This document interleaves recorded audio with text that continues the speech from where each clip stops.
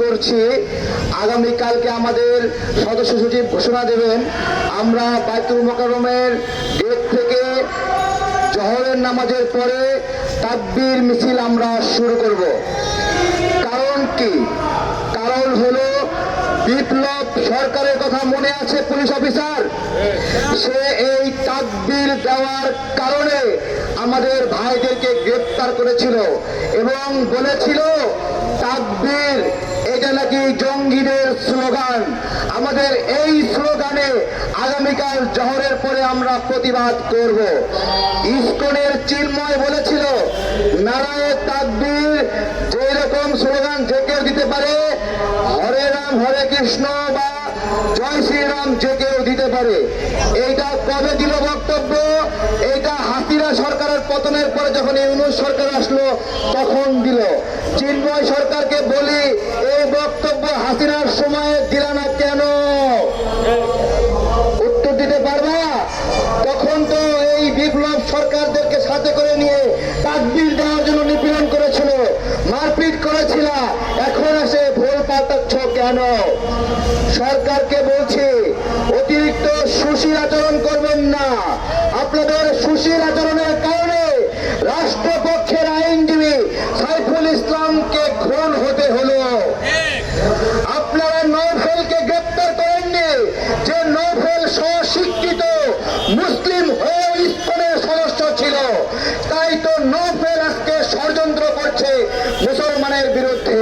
প্রিয় ভাইয়েরা, ইসকন তারপরে সনাতনী জাগরণী মঞ্চ অথবা যে কোনো সংগঠন, হিন্দুদের সংগঠন এইটা, এই ইসকন না থাকলে তখন আরেকটা মিসকন থাকবে, মিসকন না থাকলে ডিসকন থাকবে, সেটাও না থাকলে সনাতনী জাগরণী মঞ্চ থাকবে, না হলে সনাতনী ঐক্য পরিষদ তৈরি হবে।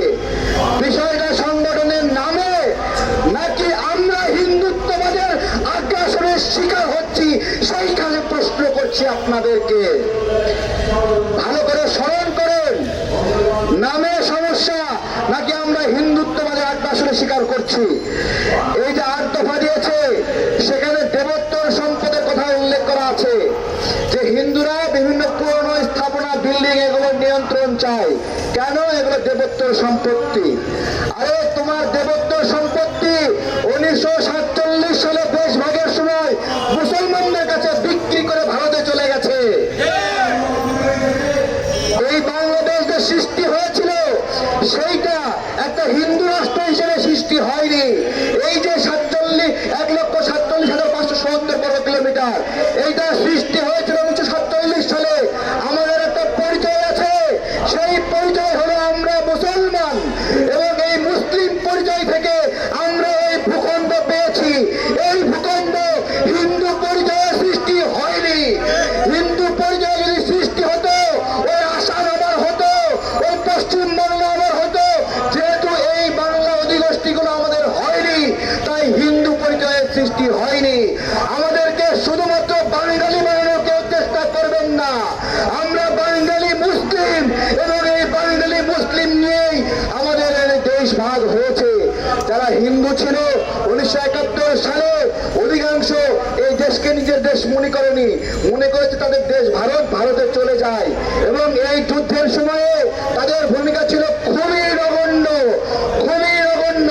তাহলে আজকে দেশ ভাগের পরে, এত বছর পরে এসে আমরা সেই হিন্দুত্ববাদের নিপীড়নের শিকার হচ্ছি। ভাইয়েরা, সবচেয়ে গুরুত্বপূর্ণ বিষয়, হিন্দু ভাইয়েরা বৈষম্য